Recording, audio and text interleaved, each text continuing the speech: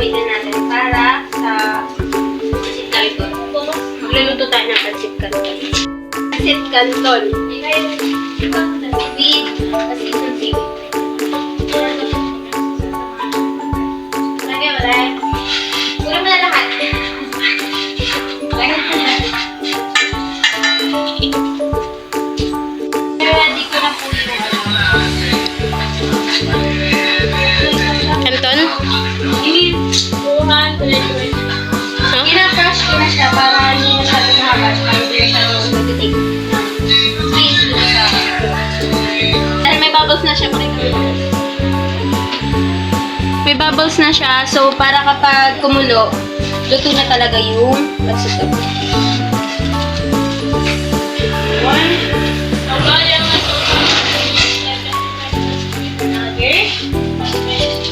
This is the last.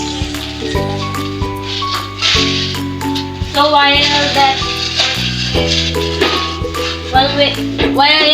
we are waiting for the noodles to be cooked.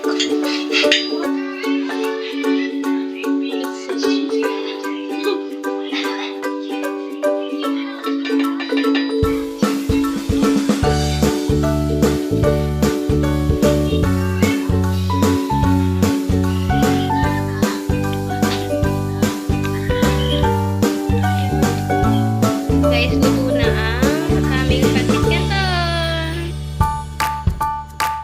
Sasalain na natin. But before that, we're going to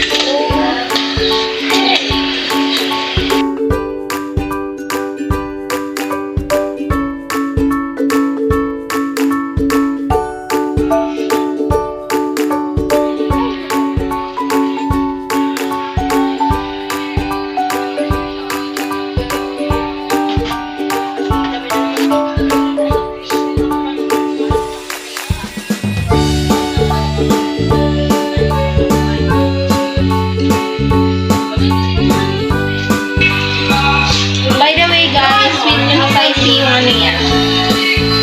Flavor. Yeah. Di pa may rice nagsasalita. Pasisihan na rin ako.